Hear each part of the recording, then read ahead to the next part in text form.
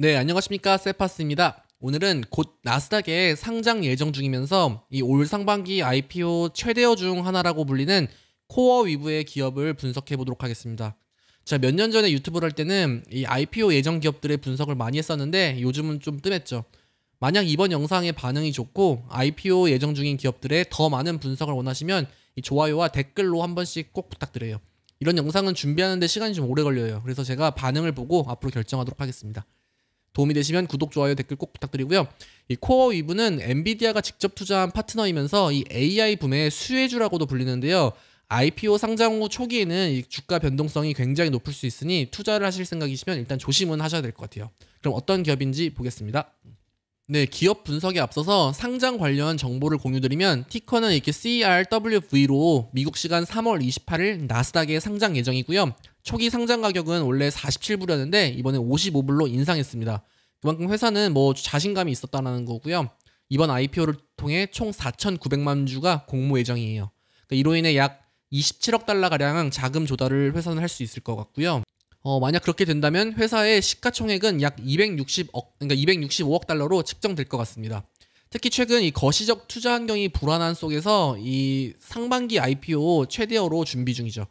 참고로 또 락업 기간은 180일로 설정해놔가지고 상장 후 6개월 뒤에 이 내부자들의 물량이 쏟아질 수 있습니다. 자, 코어위브는 어떤 회사일까요? 이 기업은 AI의 혁신을 이끄는 AI 전용 하이퍼스케일 클라우드 기업입니다. 즉 AI 모델 학습과 추론에 최적화된 인프라와 소프트웨어를 제공해요. 그러니까 마이크로소프트, 아마존, 구글 등의 이 기존 클라우드 기업들은 10년이 넘은 모델을 쓰고 있는 반면 최근에는 AI 관련 수요 증가로 이 고성능 인프라의 필요성이 극대화되고 있죠. 코어위브는 차세대 AI 클라우드 산업의 리더라고 평가하는 사람이 많아요. 자, 그러니까 이 기업은 원래 2017년 미국 뉴저지에서 애틀란틱 이제 크립토라는 이름으로 설립됐어요.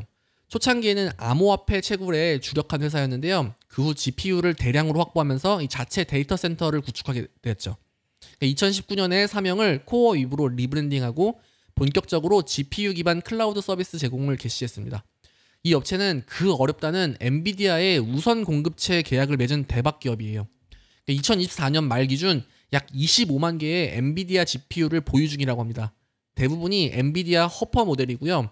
현재는 미국과 영국을 포함해 총 32개의 데이터 센터를 운영 중이라고 해요. 자, 이 기업을 분석하시려면 그 엔비디아와의 관계를 빼놓을 수 없는데요. 엔비디아는 공식 CSP 파트너로 사실 이렇게 공식 파트너가 되기도 어려운데요. 그 등급을 또 3개로 나누면서 운영 중이에요. 바로 이 레지스터, 이제 프리펄드 CSP 그리고 엘리트 CSP 이렇게 3개인데요. 엘리트 CSP는 엔비디아와 최상위 등급으로서 이 엔비디아의 최신 GPU 및 기술을 우선적으로 공급받는 전 세계 극소수 기업들만 포함되어 있습니다. 주로 대규모 AI 및 HPC 그 워크로드를 지원하는 인프라를 보유한 기업들에게 우선권이 주어지는데요. 이 코어위브도 여기에 포함이 된 건 정말 중요한 포인트라고 볼 수 있어요. 네, 보시면 코어위브는 2024년 기준 그 19억 달러의 매출을 기록했고요. 약 9억 달러 적자를 기록했는데 개인적으로 이 부분은 뒤에서 자세히 보겠지만 특별한 걱정은 안 해도 될 것 같아요. 1년간 737%의 매출 상승을 이끌었고 2024년 기준 약 151억 달러치의 이 선 계약이 남아있어서 앞으로도 안정적인 매출을 보여줄 것 같습니다. 네, 앞에도 설명드렸지만 코어위브의 핵심은 이 AI에 특화된 클라우딩 환경을 제공해주는 건데요. 기존 클라우딩 3대장이죠. 이런 애들은 이제 비록 업그레이드 중이긴 하지만 기본 베이스는 10년이 지난 모델로서 사실상 성능보다는 이 범용성에 집중되어 있다고 합니다. 하지만 코어위브는 이 AI 산업에 특화되어 있고 특히 GPU 기반의 시스템으로 높은 성능과 빠른 속도를 제공한다고 해요. 그 코어위브가 제공하는 AI 클라우드는 기존 클라우드와 비교시 몇 가지 특징이 있는데요. 먼저 효율적 인프라, 그러니까 일반 클라우드 대비 20%가 높은 이제 기능이 될 수 있고요. GPU 활용 극대화로 이 AI 워크로드에 최적화된 성능을 보여줘요. 그리고 미션 컨트롤 시스템으로 안정성과 이 빠른 이제 문제 시의 복구 능력이 있고 또 엔비디아의 아까 말씀드린 것처럼 엔비디아의 최신 기술과 하드웨어를 바로바로 적용할 수 있는 장점이 있습니다. 또한 고객 맞춤형 이 기술 스택이 제공되고요. 또 무엇보다 성능 대비 낮은 비용으로 이 효율성을 극대화시키는 장점이 있다고 합니다. 네, 이 기업의 수익 구조는 AI 인프라와 그 클라우드 플랫폼을 판매하는데요. 장기 약정 계약과 이 온디맨드 두 개의 모델이 있다고 해요. 하지만 대부분이 이 장기 약정 계약을 맺고 있다고 합니다. 이것은 약 2년에서 5년간 이제 사용량을 예약하는 뭐 테이크 월 페이 방식으로 계약 기간 동안 예약된 용량 사용에 따라서 인식되면서 이렇게 월별 청구를 해요. 계약 과정은 먼저 기업과 이제 계약을 체결하면 선수금으로 계약 총액의 15%에서 25%를 먼저 수납합니다. 그러니까 전체 장기 계약의 선금을 미리 받는 거죠. 그러면 공급사에서 최신 이제 GPU를 구매한 후에 인프라를 설치해 주는데 약 3개월이 걸린다고 해요, 보통. 그 후 서비스가 시작되면 그 설치 완료 후 수익이 인식되면서 월별 후불 청구를 한다고 합니다. 이 과정에서 코어 위브의 굉장히 독창적이고 똑똑한 자금 조달 방법이 나오는데요. 바로 이 저스틴 타임이라는 자금 조달 모델이에요. 앞서 설명드린 대로 이 기업은 비즈니스 모델 특성상 GPU 구매에 막대한 비용이 들어갑니다. 그런데 고객과 계약을 체결하기 전에 미리 하드웨어를 구매하지 않고 계약 체결 시점에 따라 맞춰서 필요한 하드웨어 시스템을 적시에 구매해요. 그러니까 즉 미리 불확실한 투자를 하지 않고 고객의 수요에 맞춰서 리스크를 최소화시키는 거죠. 또한 확정된 고객 계약과 그에 따른 현금 흐름을 담보로 이제 대출을 받는 되게 신기한 이제 회사죠. 그러니까 자금 조달을 이렇게 되게 엄청 똑똑하게 해왔어요. 그러니까 즉 선계약 후 투자 그리고 투자도 이 선계약을 담보로 저금리 비용 조달을 해왔던 거죠. 결과적으로는 효율적인 자금 조달과 이 부채 리스크를 굉장히 완화시킨 훌륭한 모델인 것 같습니다. 현재 32개의 데이터 센터를 운영 중인데 보시다시피 이렇게 미국 동부 지역에 많이 집중되어 있고요. 서부와 남부 지역도 좀 있는 모습이네요. 그리고 유럽에서의 확장도 눈에 띄고요. 이 초록색이 2024년에 추가된 데이터 센터인데요. 최근 굉장히 보면은 공격적인 확장을 이렇게 볼 수 있죠. 보시면 2024년 말 기준 전체 매출의 77%가량이 두 개 회사에서 발생했는데요. 특히 A 손님으로부터는 매출이 62%로 거의 절대적으로 되었어요. 근데 이 기업은 이제 마이크로소프트로 밝혀졌죠. 마이크로소프트와 굉장히 끈끈하고 큰 계약을 진행 중인데요. 또한 이 최근에는 오픈 AI와 그 최대 10, 그러니까 챗 GPT죠. 챗 GPT로 유명한 오픈 AI와 최대 11억 달러 가량의 계약을 체결하기로 했습니다. 자, 그럼 손익 계산서를 볼게요.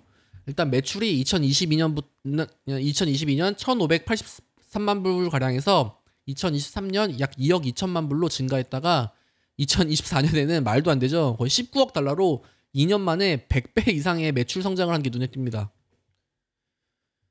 와, 엄청나요, 이건. 그렇죠? 근데 제가 중요하게 생각하는 이 매출에서 매출 원가를 제외한 매출 총 이익률을 보시면요. 이 수익성이 23%에서 70% 그리고 2024년에는 74%로 수익성 또한 크게 증가한 것으로 눈에 보여요. 예.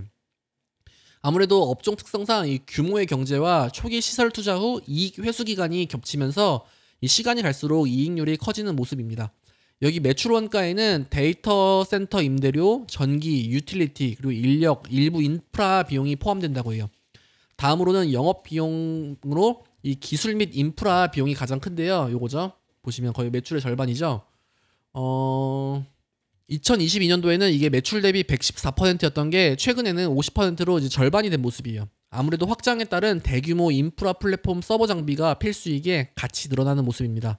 전체적으로 순손실은 약 8억 달러가 넘는데요. 보시면 앞서 설명드린 그 비용을 제외하고 여기 공정가치 하락으로 인한 약 7억 5천만 달러가 눈에 띕니다.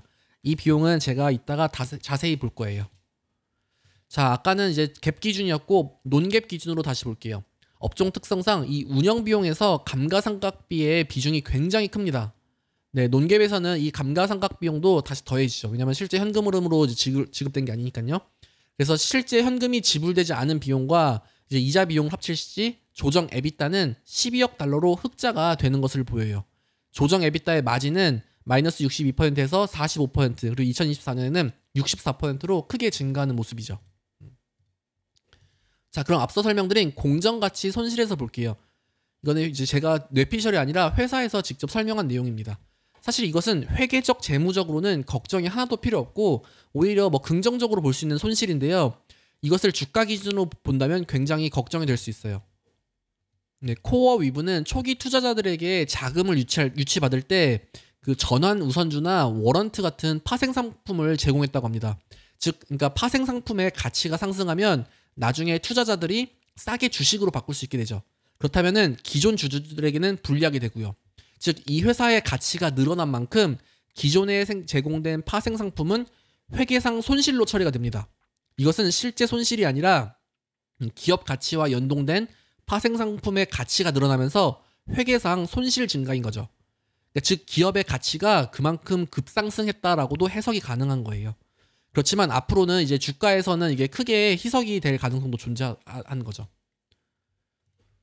자, 그것을 증명하듯이 이렇게 현금 흐름표를 보겠습니다. 현금 흐름표를 보면은 적자로 시작했지만 감가상각과 여기 공정가치 하락 그리고 주식 보상 비율과 이연 수익을 다 합쳐서 회사는 약 8억 불의 순손실을 이제 적자를 보고했지만 이 기간 동안 영업 활동을 통한 순현금은 27억 달러, 즉 3조 원이 넘는 현금을 창출했어요. 영업으로. 대부분이 실제 현금이 빠지지 않은 이 회계상 손실이라는 거죠.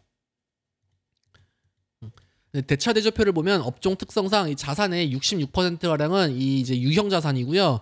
최근 큰 자금 조달로 이 유형 자산의 이제 비중이 굉장히 크게 증가하면서 약 120억 불 가량의 유형 자산을 보유 중에 있습니다. 대신 이제 현재 그러니까 자산의 대부분은 또 부채로 구성되어 있어요. 보니까 또 유동 비율도 좀 낮고요. 재무제표상 유동성은 좋지 않아 보였습니다. 자, 그럼 마무리 및 결론입니다. 현재 이 AI 붐에서 이 AI용 데이터 센터 인프라 쪽에 투자를 하시고 싶은 분께는 뭐 투자 대안이 될 수 있어 보여요. 이 기업의 수익성과 재무 상태는 나쁘지 않았습니다. 표면적인 적자는 크지만 실제 적자는 아니었죠. 그래서 현금 흐름이 굉장히 좋은 회사예요. 그렇지만 앞으로 이제 엔비디아와의 관계 유지가 향후에도 핵심이 되겠고요. 마이크로소프트와의 높은 매출 비중은 이 회사의 장점이자 단점이 될 수 있어 보입니다. 무엇보다 IPO 상장 기업에 투자를 하실 때는 정말 조심하고 심사숙고하셔야 돼요. 투자 기업에 대한 이 확신이 들 때만 진입하는 게 좋을 수 있습니다. 왜냐면 보통 상장 후 변동성이 높아요. 그러니까 차트를 뭐 보시는 분들도 그렇겠지만요. 밸류에이션을 하시는 분들 마찬가지고 상장을 하고 나면은 과거 데이터가 없습니다. 즉 주가의 천장도 바닥도 알 수가 없는 상태로 투자를 하셔야 되니까 잘 보고 이거다 하시는 거에만 넣는 게 좋아요. 상장 후 이제 향후 임직원들의 주식 보상과 앞서 설명드린 그 초기 투자자들에 의한 주가 희석도 좀 고려하셔야 되고요. 180일의 락업 기간도 고려하면 좋을 것 같습니다. 이런 IPO 영상이 도움되시면 구독 눌러주시고요. 댓글로도 알려주세요. 감사합니다.